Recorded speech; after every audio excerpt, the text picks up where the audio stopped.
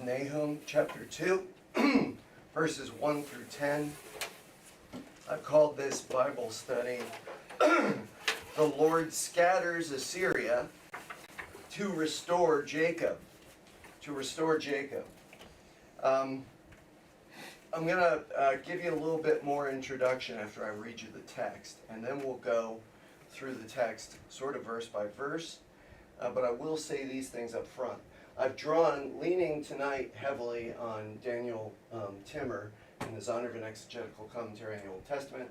This is a diagram of the central portion of Nineveh, the walled city at the center that would have palace complexes like royal buildings, temples, wealthy people, and things like this would be inside of this main central wall. As I showed you, this is that's not meters, that's actually miles, 6M for miles. I'm sorry, yeah, 6 miles sort of long, and then about, on average, 6.65 miles wide, to give you a sense. And there were, we believe, about 15 to 18 gates.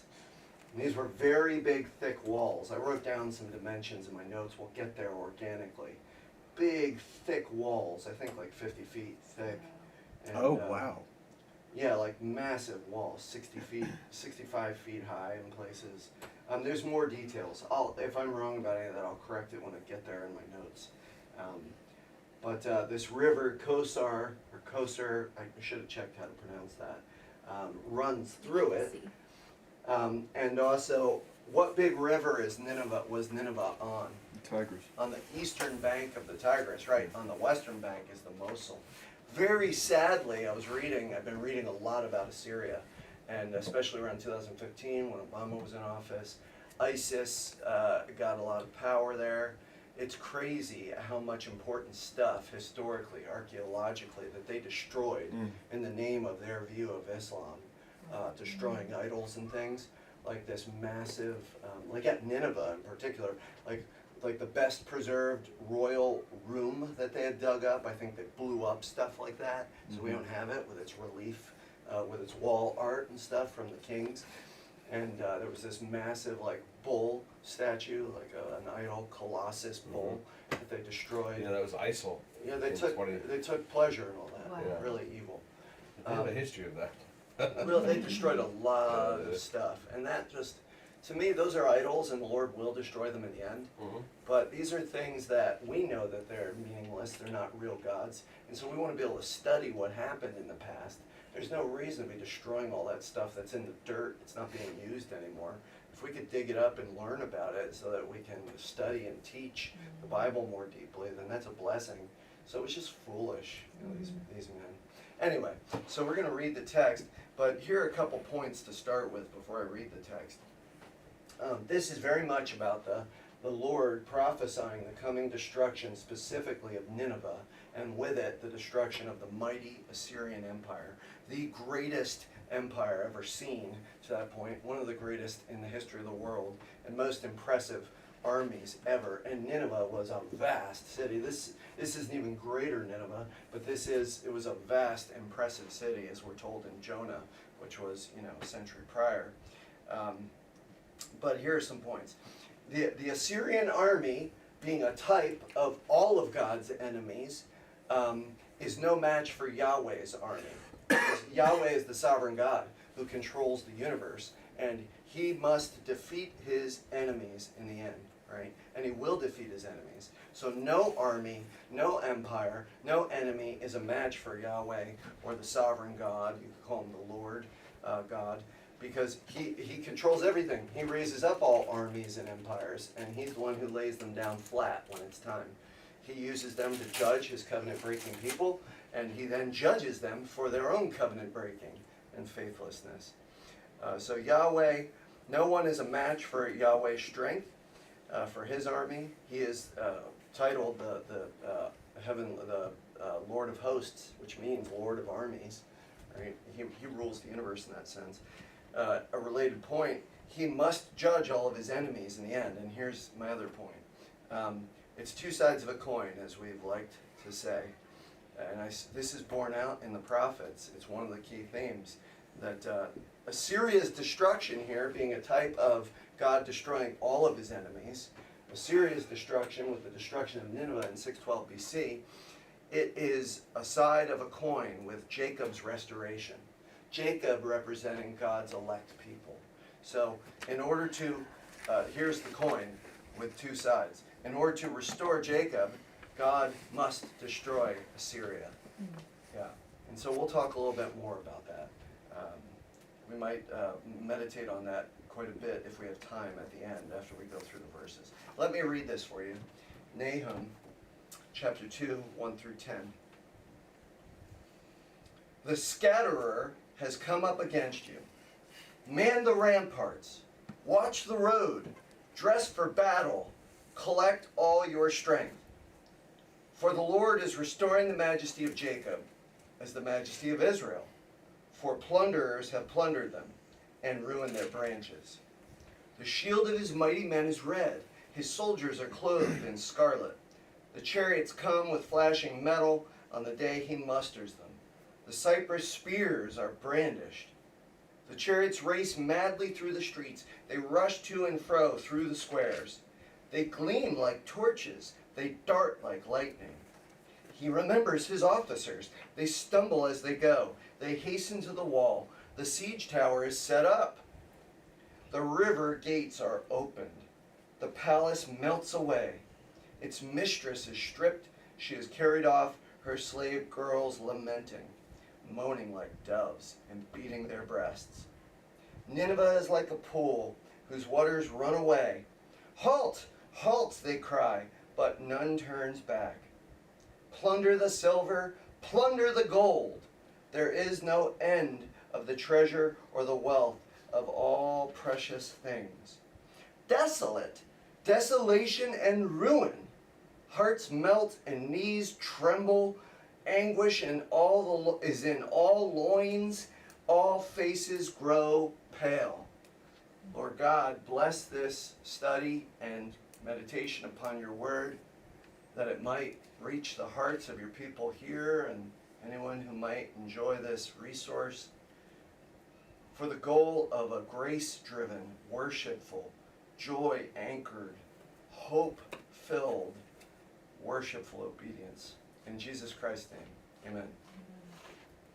So, what I want you to picture, this narration is poetic and really beautiful and powerful.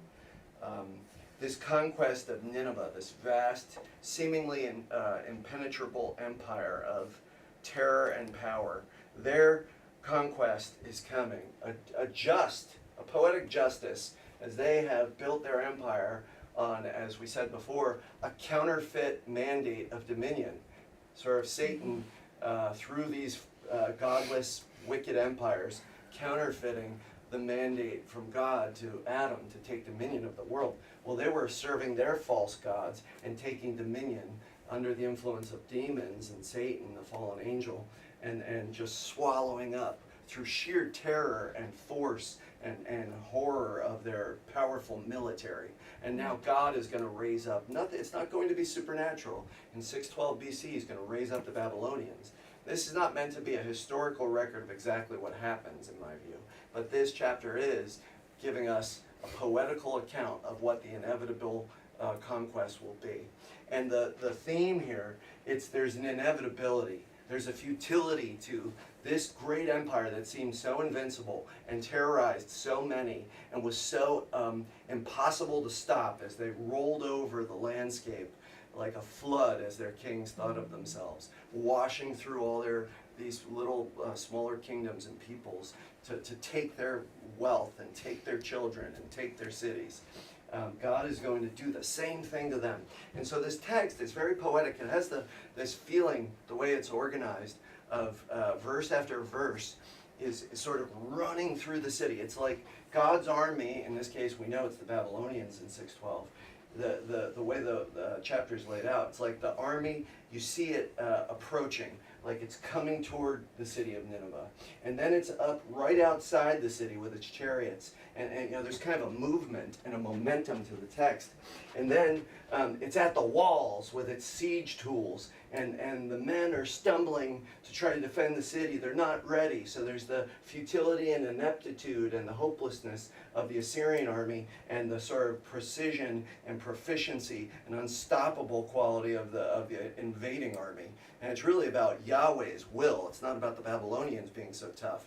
But it's like once Yahweh sets his sights on you, it is inevitable, right? I think of the famous, or well, depending upon your childhood, I guess, but I remember from Star Trek, sort of resistance is futile. The alien Borg villains in Star Trek, so resistance is futile. Well, it is futile. And you do have this sense of the way this text unfolds. The army is kind of approaching, the army is at the wall, the army is inside the walls, and the army is then plundering the palace, plundering the temples, plundering, sort of destroying taking away the contents of the temples, and devastating the defenders, and then also the inhabitants. At the very end of this text, the inhabitants are left just overwhelmed with the desolation and terrified.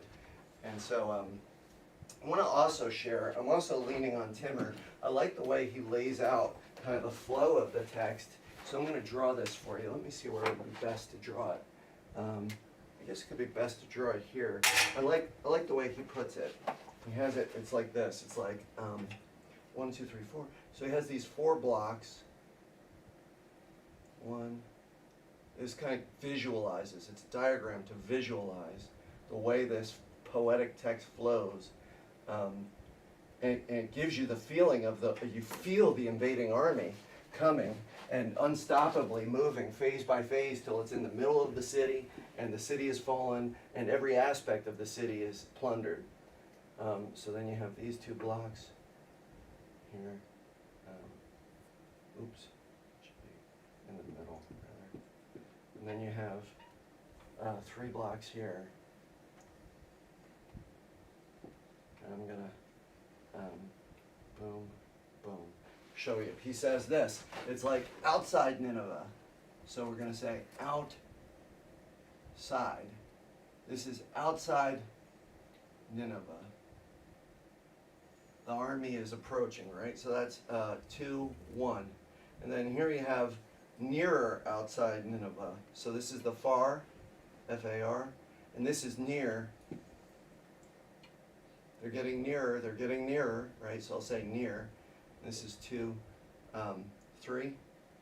And then this is 2, 4. They're like at the wall. Remember, Greater Nineveh is massive, and this all seems so impossible at this point, 30 years prior, 40 years prior. And then on the wall, 2, 5. And then you hear, so he calls it the citadel. Sort of in here you have strongholds, like a stronghold here, a stronghold like a complex with like palace and different royal buildings and things meant to fortify buildings within the walls. So you'd have the citadel, we'll say palace, and that's in 2:6. And then here you have the temple being plundered and attacked. This is 2:7. And then the defenders kind of being overrun and fleeing and demoralized. This is 2:8. And then 2:9, you have the treasuries, right, the wealth of the city. Sorry for my chicken scratch. 2:9. And you have the inhabitants in general left quaking. You see their knees are banging together. And it's just their hearts have melted away. 2:10 to end our text. Everybody see that? Mm-hmm.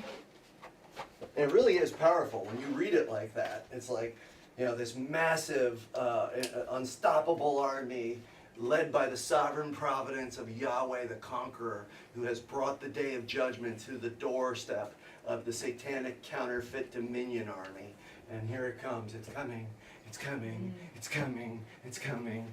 And it reminds me of some other things that might help you to see just how intense and unstoppable the imagery is supposed to be. Like if you've ever seen I want you to imagine this with me.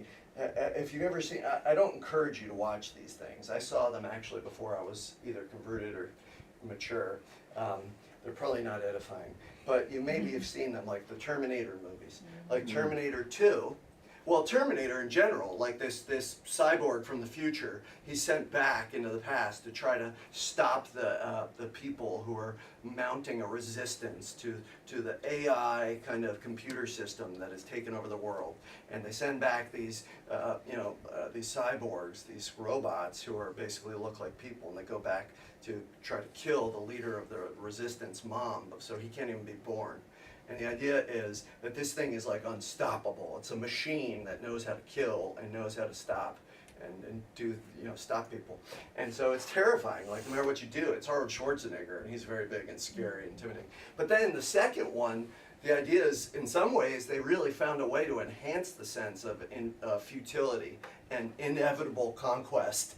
And the idea with that one is, I don't know if you know this, but there's like this, the Terminator is an advanced model, and he's like this liquid metal kind of invention. And this technology is such that, like, if you try to blow this thing up with a cannon, it like blows up into 1 million liquid metal parts that fly all over, and then they reassemble together automatically. So it's like, oh my gosh, what are we gonna do? We just blew the thing to pieces. Or like if like you get Arnold Schwarzenegger now has been appropriated by the resistance, and he's a big, powerful, older model, and so he's at a disadvantage, but he's still pretty intimidating. And he like punches a hole through this thing, and it's like the hole is, oh, look at that, wow, he's got him now. And then the hole is just like, he's like, okay, what do you got? And or like this thing just can't be stopped. You run it through a wood chipper, and it comes out like all happy and fine. So the idea is like God is more invincible and unstoppable, and his judgment is more inevitable than the Assyrian army surrounding your little tiny country in your city, and much more intimidating even than the Terminator, who seems to have no way to be stopped. Or even like I also was I was thinking about Final Destination. I never watched those movies, but I've heard of them, And so I get the concept. You can watch a little trailer and get the concept. In these movies, they have like this idea, I think, of like fate, and like people who are destined. Like, you can't escape your fate, and you're gonna die the way you're supposed to die, when you're supposed to. It just so happens they're all really horrific, terrible ways these people die, because you couldn't sell a movie if it was boring. Like, they just had like a silent stroke in their sleep. And, So, but anyway, it's like, these big logs fall off of trucks and hit them while they're driving along. That does happen in real life. Sadly, it happened to John Piper's mom, I think. So it's like the Lord, he does have an appointed time for you. That movie might be goofy and all kinds of wrong-headed in some ways. I don't know. I didn't really see those. But God is sovereign. And so he's got an appointed time for you. He's got an appointed time for Assyria. He's got an appointed time for Satan and all the armies of the earth that oppose him. And that day is coming with an inevitability that is horrifying. And you better get on your knees and repent and turn to his Savior. Kiss the ring of the Lord Jesus, the true King, because there is only one way out, and it's through the Lord Jesus and his cross and his mercy, his forgiveness. It's like a picture, like you think, oh no, death is coming for me. And like you lock the door and you slide the bolt. But here's the thing, even worse than the fate thing in those Final Destination movies, God is so absolutely sovereign. He ordained that you would slide that bolt. That bolt actually depended upon his power. He upholds the universe actively. He's a near God and a sovereign absolute God. And so he made that bolt go in an ultimate sense. It's like even the bolt that you turned, he turned it. And then you jump under your bed, and you're there and it's like, like the villain is right there next to you. In reality, God is right there with you. And it's like the worst thing about hell is he'll be there, except he'll be there in judgment. So you're in your closet thinking, okay, I'm good. I stacked a piano in front of, honey, put a piano in front of the door. I'm in the closet hiding. And then you turn and there's Yahweh, you cannot escape him. You cannot escape him. All right, I hope that was just enough, not too much, but I think you get the idea. Resistance is futile. All right, so the scatterer has come up against you. That is scary in itself. Addressing, I think, Assyria, and Assyria representing all of God's enemies for all time. This being a provisional conquest of Satan, and a typological conquest. The scatterer. So God is kind of construed of, the imagery there is like smashing something into many pieces. He's going to smash this empire into so many pieces, no one will ever put it together again. Right? And this empire is not like that second Terminator where all the little liquid metal pieces come together. If Yahweh smashes you, nothing puts you together again. And Nineveh ended up being like a forest. And like I said, Mosul is on the western side of Tigris. This is on the eastern side, and it's all just ruins. And it's like, picture like a big, ornate, beautiful glass craftsmanship. Like, wow, look at this beautiful thing that was made for the king. Well, Yahweh's coming into town. The Lord is coming. He's going to smash your empire like it's that big crystal, beautiful thing. And those pieces are going everywhere. Good luck getting on your knees and finding all those pieces and making that thing pretty again. You know. So, come up against you is standard language of, like, come up for battle. This is the language typical in the Bible of war is coming to your door. And so you see, there are 4 commands here. It's in the form of commands. So he's telling them, and there's an irony here because it's inevitable and resistance is futile. There's kind of an irony, almost a mockery in the sense, very subtle, or not so subtle. You know, man the ramparts. What are ramparts? Like fortresses. I think of like our country's patriotic It's song. like, it's like a fortress. Yeah, like the fortress, or get on the wall, right? Get on that wall, man the defensive positions. He's saying, get on those defensive positions, because I'm about to blow them all away, no matter what you do. But you better get up there, because, in other words, it's a poetic way of saying, I'm steamrolling you now. You better get on the wall. And also, watch the road, you know, get your watchtowers together, because the army's you're gonna hear the feet of that massive, powerful army coming. You know, marching. Dress for battle is literally like gird up your loins or strengthen, secure your loins. The idea is that your loins, it's not just your reproductive stuff, but it's like your core, like where your strength is. Yeah. That fails and you fail. Brace. Yeah. That fails, you fail. So you brace yourself there. Like if you're going to go fight or play sports or something, you're not going to leave all that loose. Your core is going to be ready to go and secure.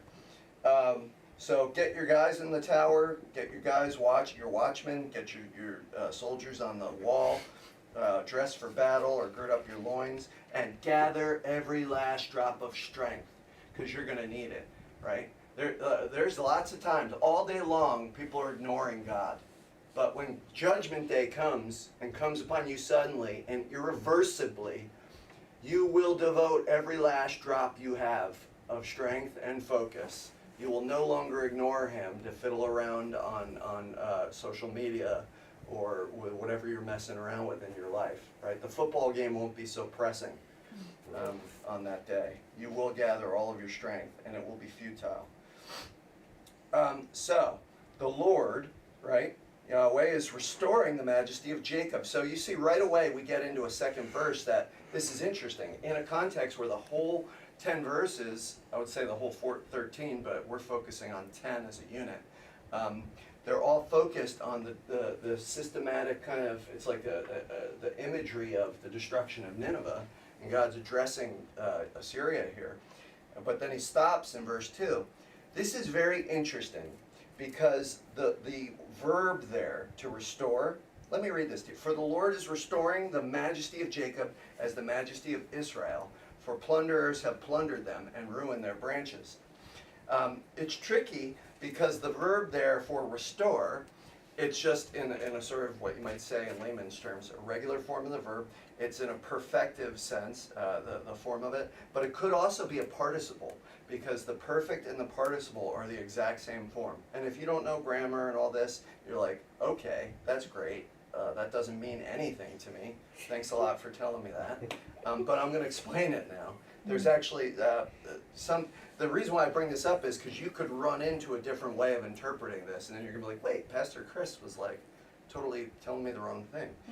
Like if you read the King James, the regular King James, it says, for the Lord hath turned away the excellency of Jacob as the excellency of Israel. How's that contrast with what I just read you from the ESV?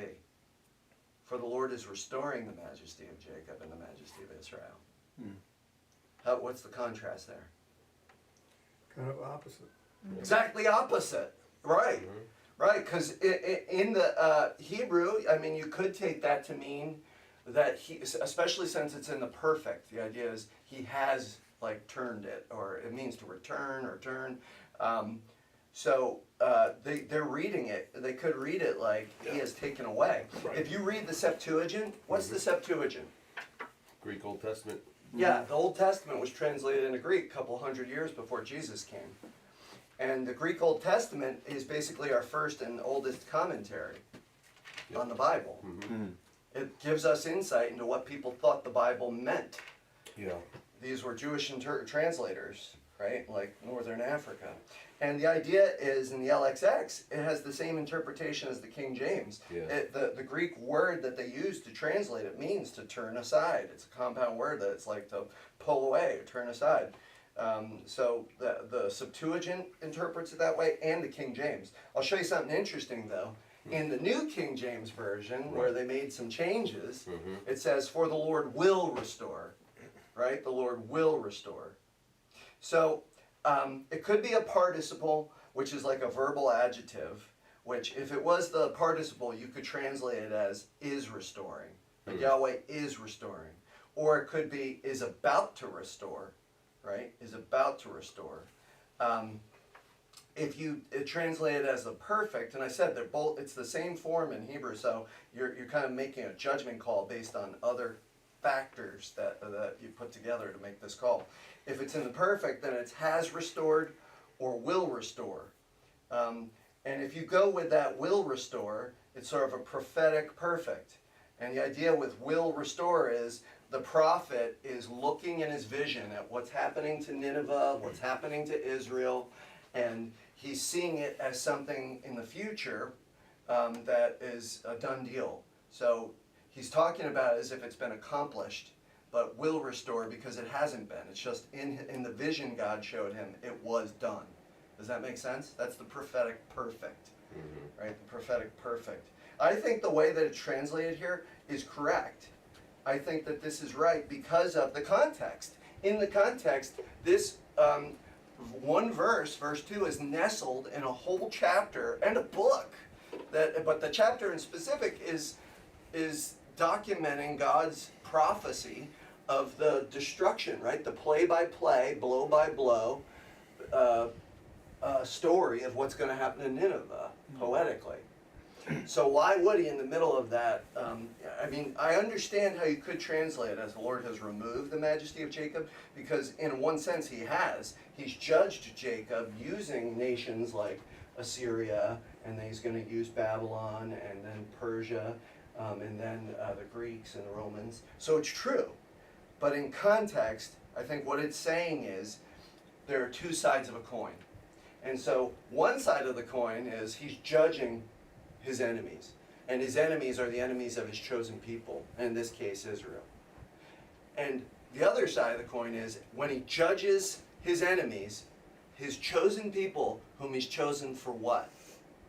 Election, or what? Mercy. Yeah. Favor, right? Who deserves judgment out of all these groups of people? Everyone.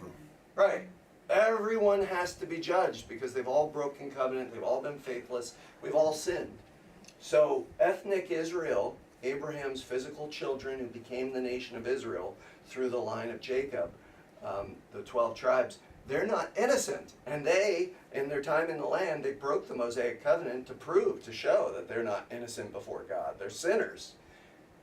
And so everyone's on the hook, liable for judgment. So I think that this verse is saying essentially that judgment is inevitable. Verse 2 is saying that in destroying God's enemies, he's going to restore his elect. And it's not really talking about the ethnic, physical descendants so much of Abraham. I think that it's, as the prophets in general, they have a near horizon sort of focus for interpretation. It is talking about things to do with physical Israel, and we're in the 7th century BC, the 600s BC. But you got to remember, Israel's the northern kingdom was called Israel after the Civil War, and the southern kingdom was called what? Judah. Judah. At this time, if Nahum's ministry is 660 to 630, where is the northern kingdom of Israel? We'll say Israel, not to be confused with the whole people. The whole 12 tribes are also called Israel. So we'll say north kingdom. Right? And we'll say Judah, S for south kingdom. At this time in the 600s, Ashurbanipal, the last great king of Assyria, is king. Nahum's ministry is like 660 to 630. Nineveh is going to fall in 612. By 610, there will be no more Assyria in the world stage. Gone, judged by God. Where is Israel, the northern kingdom, at this point on the timeline? Where are Exiled, they? right? They've been completely obliterated and exiled in 722 BC. Their capital, Samaria, was sieged by Assyria under Shalmaneser V and Sargon II over like a 2-year period, I think. Samaria was sieged, just like they've done so many times to so many nations, so many tribes, so many cities, so many kingdoms, lesser kingdoms. Now God's going to do it to them. So there is no Israel at this point. When he talks of Israel here, I think Judah's the kingdom that's still around, and Judah, being the 2 tribes versus the 10 of the north, is sort of like the remnant, right? And ultimately, what we have to have in mind, imagine this with me. I've been teaching this consistently, so it shouldn't be too hard to imagine. When God's talking about the judgment of his people and the restoration of a elect, favored few from the group of his people, right? Not all Israel is true Israel, so there's a certain remnant, and that's really hearing Judah kind of represents a remnant who he favors. And it's only because Jesus is going to come to Judah physically. But when he talks about like his people, the 12 tribes, and Judah, the remnant, the favored remnant, what you got to think about to really understand the big picture purpose of all this is what he's saying is all of Adam is under judgment. My first chosen people, all of Adam, made in my image. Who's Adam? Mankind. Right? Everybody follows that? Everybody made in God's image. Adam, God's first chosen people. Only the elect will be restored. A certain group God is setting his mercy, his favor on, and so they've taken the name Israel, true Israel. This national Israel teaches us about true Israel.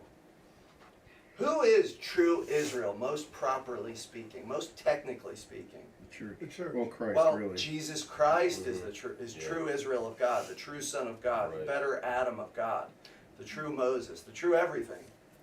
Jesus Christ is the true Israel of God. In union with him, both Jewish people, ethnically, and Gentile people, so including Assyrians, people from every tribe, tongue, and nation are the true Israel of God.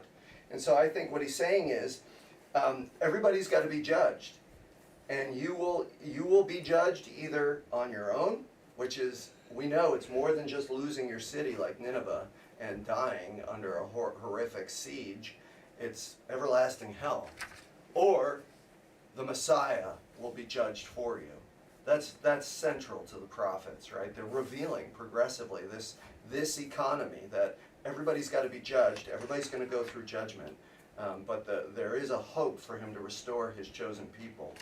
And so when he talks about Jacob there, I think what he's talking about is, think of Jacob. Jacob is the natural son, right? Jacob is a chosen person. So God chooses Abraham out of the Chaldees, which are like the precursor to the Babylonians. God chooses Abraham. And then God then chooses to bless entirely all of Abraham's offspring without any exception, right? Hmm. Who does he bless? Who does he choose? The children of the promise, like Isaac. Isaac. Well, yeah. He Jumped the chooses gun a bit. Isaac over who? Ishmael. Right, and then who does he choose from Isaac's sons? All of Isaac's sons get the blessing and are elect? Jacob. Jacob. Jacob happens to be a what? other than a cheat and a real Oh, a jerk. twin. I was A gonna twin. say, He's a twin, famously, right? Romans 9, quoting Malachi. Right. So Abraham, he chooses Isaac over Ishmael. Jacob over who? Esau. Esau. Right? Woohoo. And then notice Just kidding. 12 tribes. There's a whole lot to explain there that I'm not going to get into. What I'm saying is, not all of these 12 tribes are chosen, right?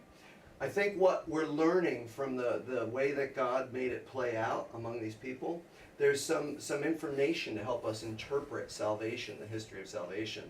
We know that Abraham is chosen out of the Chaldees, out of his family, and out of the sort of Babylonians, the pre-Babylonians. Isaac is chosen over Ishmael. He teaches us that there's a principle that the chosen are going to have to be supernaturally born. They're going to have a miraculous birth. Remember, Isaac was a miracle baby. And then Jacob teaches us that the elect are going to be twins with the non-elect. Mm-hmm. In other words, no more worthy, no less sinful, no more righteous, right? Purely chosen according to God's good pleasure. So Jacob, though, he gets a new name. When God blesses Jacob and he works with him in his life and he teaches him, eventually he gets a new name. What's his new name? Israel. Israel. So Israel is not something that you deserve. You don't get to be Israel by virtue of your physical birth. You're going to need a miracle birth like Isaac to get that name in the ultimate saving sense, right? Not all of physical Israel is spiritual Israel. And you're not, Jacob, he gets a conversion. I think his new name goes hand in hand with the idea that he had a conversion experience and he needed to be born again. You needed a supernatural birth to be united to the Christ, right? So he gets a new identity and his name is Israel. So I think there's a distinction here when it says Jacob and Israel. I think in ultimate terms we should understand this, like God is restoring his people, his chosen people, right? They're not merely physical Israel, but they're going to need the majesty, the true majesty of Jacob. It's not merely the land and the boundaries of the land that God gives to them, but it's that God makes them his special people through a supernatural miracle, right?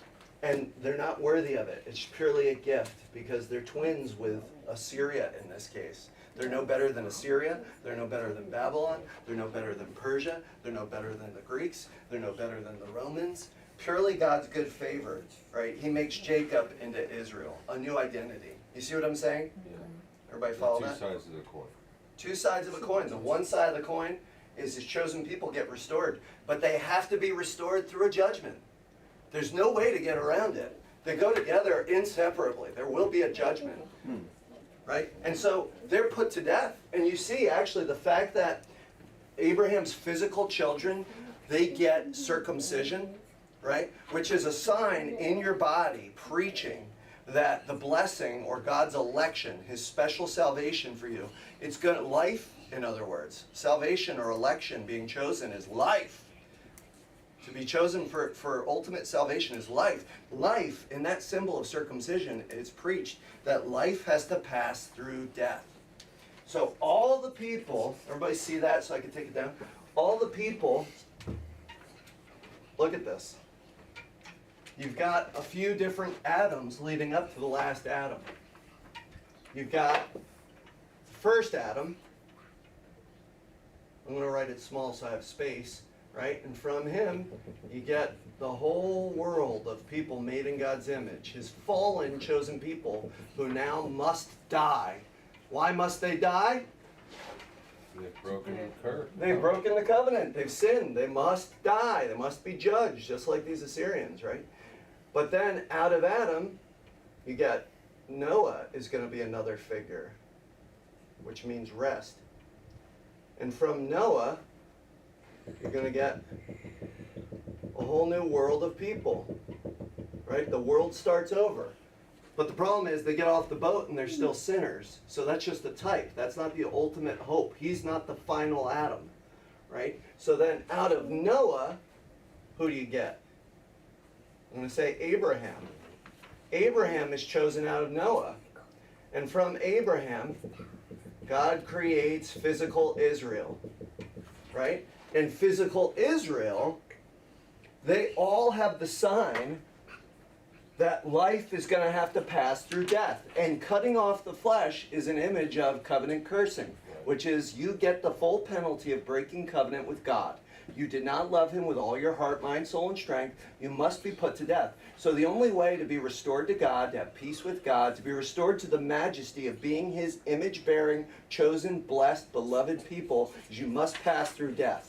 And that's what this preaching. And it's preaching. So therefore, the one who's going to come out of this physical people to save God's people, the true Israel who's going to come out of physical Israel, he's going to have to be passed through death to bring life. So he's going to have to be cut off. So I'll put it over here. The final Adam comes out of Israel. And I'm going to say this is physical Israel. Right? Physical Israel. Like this is Jesus, true Israel. True Israel. And he's going to create a people who are also related to Abraham, but they're not related to Abraham physically, and they're not going to have the physical sign of circumcision that preaches that life through the Messiah has to pass through death, right? These people who Jesus is going to create, related to Abraham spiritually by faith, by a new birth, like Isaac, the miracle birth. And they're not deserving. These people created by Jesus, just like Jacob, are no more deserving than Esau of God's favor. You see that? He's going to create a people, and these people, instead of having the physical sign that preaches that life must pass through death or covenant cursing, being cut off, their experience is the fulfillment of life passing through death successfully. And what's the sign that they have? Baptism. Yeah, God's true Israel in union with Christ. You are true Israel, whether you're Assyrian or you're Babylonian or you're Greek or you're Jewish, ethnically. You are true Israel in union with Jesus, true Israel. And instead of having the physical sign of life passing through death, you have a physical baptism that's a sign showing, hey, it says to the world, I have the spiritual reality that was preached in that baptism. I, in union with Jesus, the true Israel of God, I have passed through death. I have the life of Jesus, and with Jesus, with his life, I have passed through the judgment. I have been cut off with Jesus. Everybody follow that? Mm. So I think that is central to the whole story. And so, yes, there are near horizon fulfillments with national ethnic Israel. But I think that for those who have ears to hear, the prophets are really written for the church. They're ultimately written for Jews and Gentiles who have ears to hear, who actually want to know and love God because they've been born again. They've had the supernatural birth that Isaac forecasts and preaches to us. And we don't deserve it any more than the Assyrians or anyone else, just like Jacob preaches. He was just a twin, just as wicked as Esau. Yeah. Right? All right, so the Lord in judging Assyria, which is a type of the counterfeit dominion army of Adam fallen under the sway of Satan, taking over the world through violence rather than worship and building. That enemy of God, Assyria, being a type of all of God's enemies, is going to be judged, and the other side of the coin is God's going to restore his people through that judgment. So they've been plundered. It says, for plunderers have plundered them and ruined their branches. That language of branches, I think, is supposed to be associated with the fact, the metaphor, that they are God's vineyard or his garden. From the beginning, the Garden of Eden was associated with the people. We are God's garden, because the garden wasn't supposed to be a place just where there was everlasting supplies of food and nice things. The real flourishing and fruitfulness is from the heart. Right? God's true vineyard is his people. And in union with Christ, he restores you to be the heavenly vineyard that produces the fruit of love for God. Right? Now, I have warned for making that image, drawing that connection off of something that seems so thin exegetically, because we've been studying the prophets. And we see this imagery, these kind of themes that I'm talking about, everywhere. Yeah. So if you synthesize them, you believe this is all the Word of God. If you're not like a modernist, hypercritical, unbelieving scholar or preacher, you're going to see these connections everywhere. And you have warned to read this theologically. And I'm preaching for the health of the church. I'm not preaching to impress commentators who are unbelieving scholars. Right? All right, so God is restoring the majesty of his people. Majesty is also the word for pride or splendor. That word can be used in a bad or good way. So I understand how people might have translated that like the old King James, like it's negative, like he's removing. But I think in context, it's the good side of the coin. Right? You follow me? Yes. All right, so continuing. So the shield of his mighty men is red. I think this is the imagery of the coming army of the Babylonians. And again, it's poetical. It's not meant to give you exact detail. Sometimes the Bible does prophesy all the exact detail, and it's shocking. Like Cyrus, my shepherd, and things like this. He calls him by name. But in this case, his shield of his mighty men is red. I think the red shield, and what color is scarlet? Also red. Red. Also red. His soldiers are clothed in scarlet. I think the imagery is supposed to be one fitting the theme in this particular passage of the coming army is terrifying. They're under the control of Yahweh and his sovereign providence. Instrumentally, he's using this coming army that's going to conquer Nineveh and Assyria. And they're coming, they're rushing on. They're coming fast, they're coming strong. It's irresistible, it's inevitable. And they're terrifying looking. The chariots come, and literally it's like fiery metal in the underlying Hebrew. And I think it's like the flash of the metal, maybe the shine of the metal, or sparks. But like these chariots, which are powerful weapons of war. And it says, the chariots come with flashing metal, so they're racing on to come to the city in stages, right? They're getting closer and closer. On the day that he musters or he prepares them, God, who's the he? God prepares Babylon, or the conquering army. And the cypress spears, right? Spears made out of cypress wood. So that would have been one of the many weapons that they had. It was so spears would have been a key element of the army, the Babylonian army. They would have had units with different tasks. They would have had arrows. They would have been showering arrows into the city, slings, spears. Engineers would have been part of teams dismantling the defensive positions and setups. Chariots, horses, like very intense. Assyria was legendary for their mastery of chariots and intimidating, terrorizing, and conquering other nations. Mm-hmm. And God's like, I'm sending my chariots now. You're going to get the same kick in the teeth you've been delivering to everyone else around you, right? Your fake dominion mandate is going to be over. Yeah, and it's a message to Satan that one day his is going to get a kick in the teeth too. Right. Sorry, go the ahead. chariots would be like a modern day tank, or I don't know, bomber. Yeah, it could be anything. It's like the way we would maybe picture it today.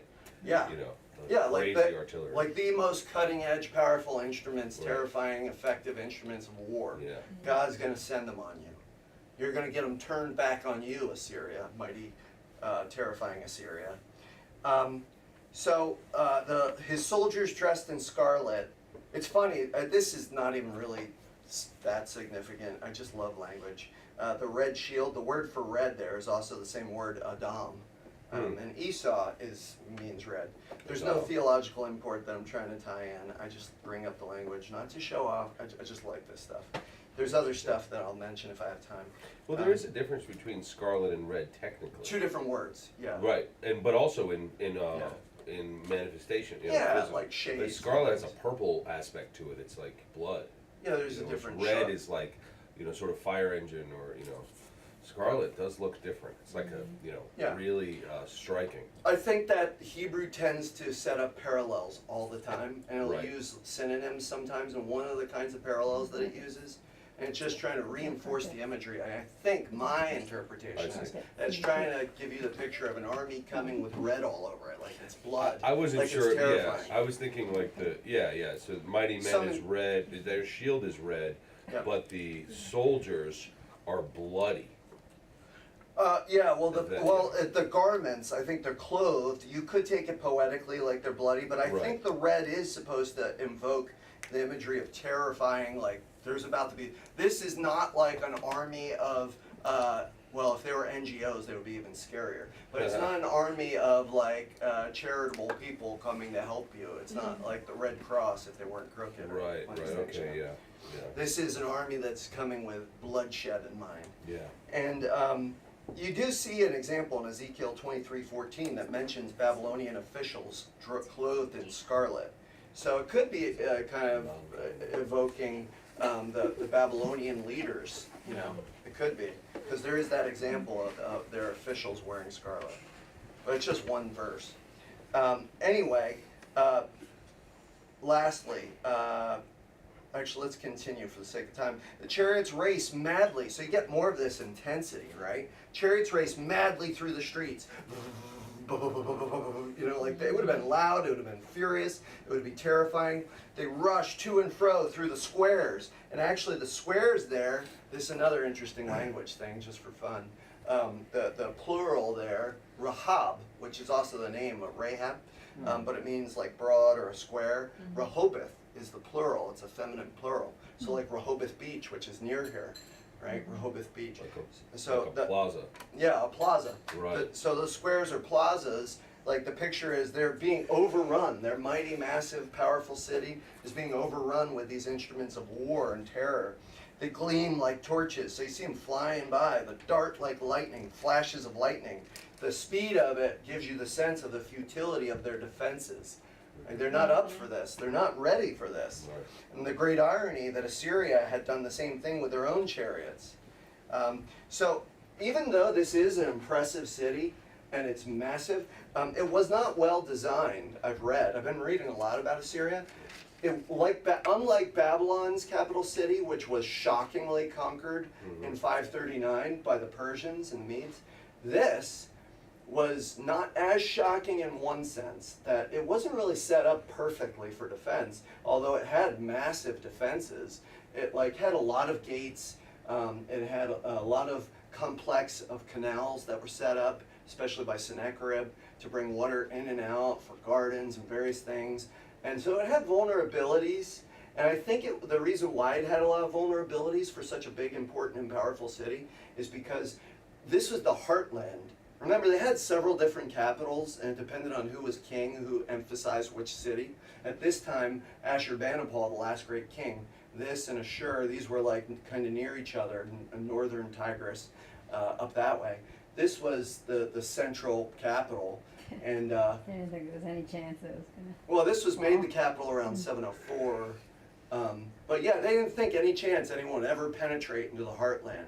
It was like unthinkable that anyone would actually get into the heartland. They had lots of rebellions and things they had to put down. They had times where they were weaker, like the time when Israel had like 50 years of peace and prosperity under Jeroboam II. That was because they were struggling with like a lot of rebellions and internal strife. But they never pictured during this best part of their empire, the Neo-Assyrian Empire, especially under these last 6 great kings, culminating in Ashurbanipal. It was like Ashurbanipal, like they're unstoppable. Nobody's going to penetrate into the heartland. And yet never mind overcome mighty Nineveh, the vast, like terrifyingly big and powerful city that Jonah had preached in. And it's described in Jonah as being vast. So continuing. So this is, like I said, I drew the central walled city, right? There's a greater Nineveh, but this is big. This is 6 miles and about 0.65 miles on average in width. So this would be the widest and the narrowest. It's very big. The walls could be 65 feet high, 50 feet thick. Approximately the 15 to 20 gates I told you about, they're represented by these darker spots. That's not all of them, obviously. But they have names for these that I didn't draw on the diagram for the sake of time. They haven't discovered all of them in the archaeology. Thanks to ISIS, we might never, but anyway, there was also so some of these gates, though, you would think, can chariots get into the city and ride around the city? Streets are narrow in these ancient cities and stuff. This was such a big city, and the gates were actually big enough that, and the walls were so thick that the chariots could be both around the city, they could be on the walls of the city. Wow. right? I told you about the Babylonian wall. That there's a piece of it in Berlin, I think, on display. And you could have two big battle chariots side by side on top of the Babylonian wall. Well, these were big, massive, thick walls. But you could also have them in the city because some of the gates were approximately 15 or 13, wait, what were they? Pardon me. They were, how many feet wide? 16 to 23 feet wide, potentially. Yeah. And there was also another defense that they had. So this is the River Kosur. And this provided a sort of an insecurity or instability. The palace was right on the water, and they had other defenses though. They had like another wall outside of this, called sort of you could think of it as like another curtain wall, 13 feet wide, 13 to 20 feet high. So they did have lots of defenses, but there were vulnerabilities in them. There was a ditch that was never completed on the eastern side.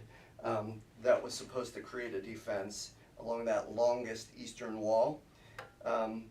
So that's kind of a picture of what the city was like. It says he remembers his officers. I think this is one line that's talking about the defenders instead of the attackers.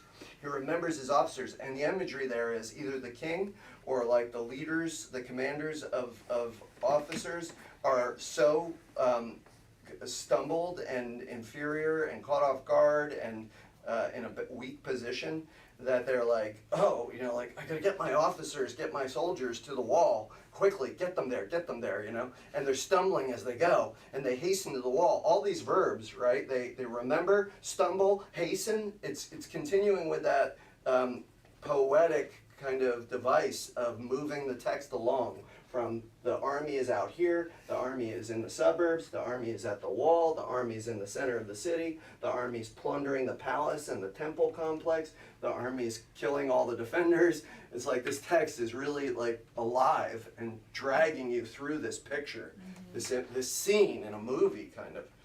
And so you picture the soldiers, they're being hurried to the walls, and the siege tower is already set up.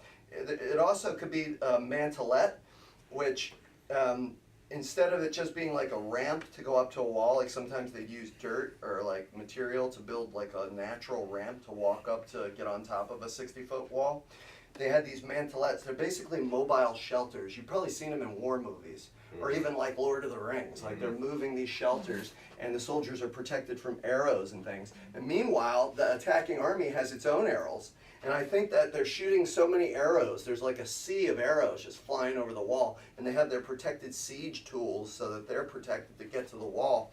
And their arrows are probably stumbling many of these officers as they go. That could be the imagery poetically of they're dying before they even get to their defensive position, you know?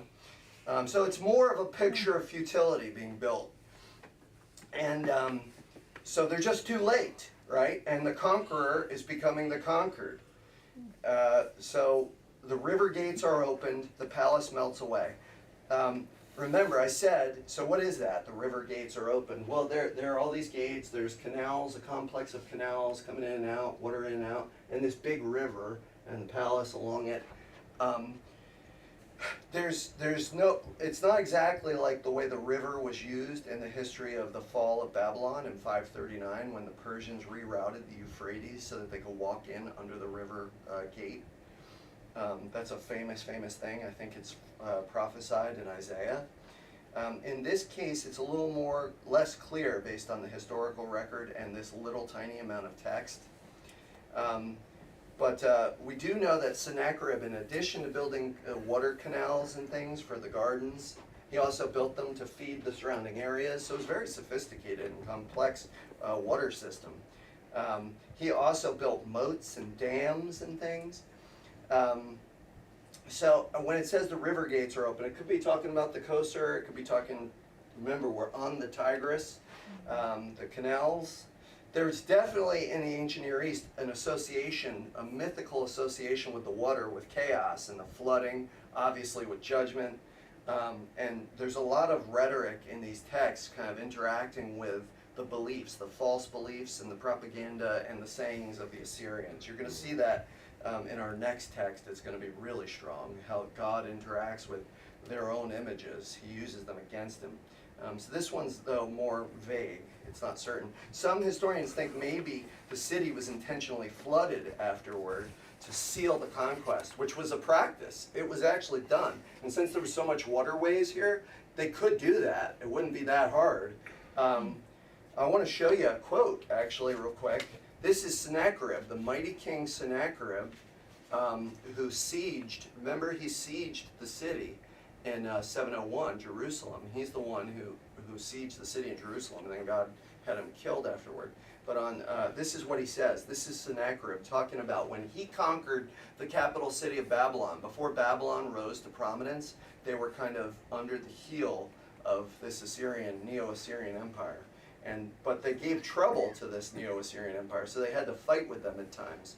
And when Sennacherib conquered Babylon, the city that's also was on the Euphrates River south of here, southwest, he says this, through the midst of the city I dug canals, I flooded its site with water, and the very foundations thereof, the structure of its foundation, I destroyed. I made its destruction more complete than that by a flood, that in days to come the site of that city and its temples and gods might not be remembered. I completely blotted it out with floods of water and made it like a meadow. So that's him talking about what he did to Babylon after he conquered the city of Babylon. Sennacherib flooded it on purpose. It was on the Euphrates to kind of seal, like make it a total judgment. And they poetically or rhetorically describe themselves in their own annals and chronicles, those kings of Assyria, as being like floodwaters or like a high tide, like a wave that no one could stop. So this is probably poetry from Yahweh or God saying, yeah, I'm gonna melt your city away with a flood of judgment. And it's no accident that God flooded the whole world in judgment, right? The flood both judges and cleanses. Well, this is a judgment, and it's a type of the ultimate judgment. So the palace melts away. Just more language of vulnerability and destruction and inevitability. Its mistress is stripped. That word in Hebrew is really hard to understand what it is. It's kind of mysterious, and the translation here is a little challenging. There's some complexity. But it seems like it would make total sense in context. Who did I say was the lady of Nineveh? The goddess, the patron goddess of Nineveh at this time. Her name was Ishtar. Yeah. So they probably, it sounds like they probably, the Babylonians are going to take her statue. This would have been temple. They plunder the valuables. They strip the stuff from the temple that's valuable, just like they did to the Jerusalem temple. But they're going to take that statue, tear it down. She was the goddess of war and sex and productivity, fertility and also prostitution. So there might have been temple maidens, but the idea is her servants, her slave girls, handmaidens, lamenting, moaning. More of the picture of just being devastated and overwhelmed and hopeless and futility. Because queens didn't really have a material role in Assyria, so there's no reason to think it's talking about the queen. Queen just was not in focus in their culture and their empire. It seems more likely that it's Ishtar being torn down and carried away. Nineveh is like a pool whose waters run away. Now, I don't think this has the same import as verse 6, which talks about the water. I think that this is just, like a simile. It's saying, literally, this Nineveh, this massive, seemingly impregnable, unstoppable city that sat there for hundreds of years, untouched, like a massive pool of water. Like, what are you going to, you walk up to a massive, walk up to the Great Lakes.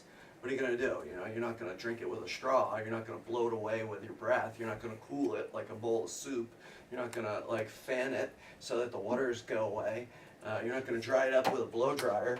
You walk up to a massive pool of water. It's like it seems impossible to do anything with it. I mean, God's going to smash this thing, and the water's going to run away. And then, just like it felt impossible to destroy the to do anything with that big body of water, think about it. It's like once God cracks open the vessel that the pool's in, how hopeless and futile do you feel watching your kingdom, your city disappear like water running down a hill? I think of the poetry, I think like a U2 song, like horses running away over the hills. Like, oh boy, I don't run as fast as a horse. I'm certainly not going to try to tackle it by the legs as if it were football, and get my face cracked. This pool is going away. This city is melting away, and no one will stop it. And then you hear, halt, halt. I think this is the one place, I agree with Timmer, it's like the one place in the book where there's direct speech from the Assyrians. And it's like the picture is their army, they cry, but none turns back. When you are so utterly routed by a conquering army, the last guys, there's a chance some number of the last guys are not going to be heroes and just be like, slaughter me. They're out of there. They're running. They're turning tail and running. It happened in the Bible a lot. Israel ran a bunch. You get terrified when you're overwhelmed in battle. And I think the picture is of the officer saying, halt, halt, but none turns back. In other words, they're out of here. That's how overwhelmed and dominated and intimidated they are. So plunder the silver. Now you see the progression, verse 9. They're taking the treasuries of the city. This is the progression we laid out, borrowing from, taking from Timmer, because I liked what he did. So he's saying, plunder the silver, plunder the gold. Doesn't mean they just had silver and gold. Silver and gold in Hebrew and in the Bible is really like emblematic, symbolic, typical of the epitome of wealth, right? So they're saying, plunder the wealth, all of it. There is no end of the treasure or the wealth of all the precious things. Remember, Assyria had plundered the wealth of the whole region, from what would be Persia or Elam, all the way like over here to the east of the Tigris and Euphrates. They had plundered all the way up over the Mediterranean into what's Asia Minor, what's today Turkey. They had plundered down through the that highway that is Syro-Palestine or Israel, kind of a bridge between three continents along the Mediterranean. And then they conquered even into Egypt and down to Ashurbanipal and conquered down to Thebes, like down the Red Sea into Egypt in 664. Remember, that's going to be in our book later. So they had conquered and plundered everybody, temples, palaces. So this place was loaded with riches. And God's saying, I'm going to spill those riches out of there like a pool, cracked. We're going to come in there, we're going to take everything from you. You're going to be stripped bare. And that's why Timmer says, the conquered becomes the conquered. And the desolation, ruin, that's what it says in verse 10. Reminds me of Revelation when mighty Babylon has fallen. And Babylon, like Assyria, is a type of the adversarial nations of the world opposed to the living God. And God will conquer the whole world just like he conquered Assyria. Satan's armies of people who do not love God will be conquered. And there will be desolation. Hearts melt. So this is the imagery of facing God and failing. Having God run your city over with overwhelming force. Look, the heart melts away. Your knees. What's that imagery of knees? The physical picture of knees, right? Your knees are trembling and knocking together. You're feeling very strong and confident at that point, right? You're terrified, right? And so anguish is in all loins. I said the loins are like the core of your being. And if the face grows pale, what has run out of your face? Blood. Your blood. And that happens like you've seen a ghost, like you're terrified. It's like a fight or flight reaction, right? A fight or flight, like it's terror. You've seen something like horrific. So that's basically where we end. I hope that we have made the text pretty clear, that we've drawn out the power of it, right? God's coming judgment, and it's typified in his judgment of Assyria in their capital city, Nineveh, in 612 BC. This coming judgment is inevitable and it is unstoppable. He will do this. And be warned, God's enemies. But there are two sides to this coin. When he comes and he judges his enemies, ultimately he's going to restore the majesty of his true people. He's going to make Jacob into Israel again. True Israel, the church in union with Christ.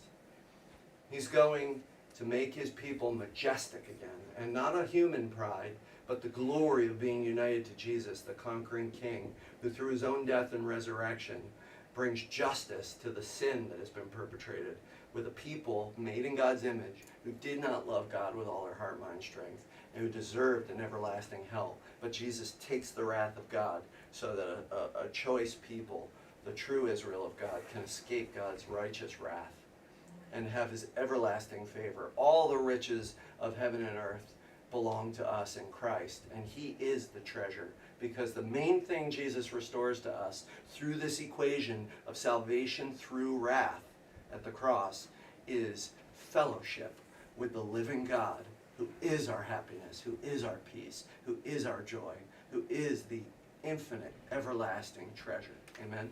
Yeah.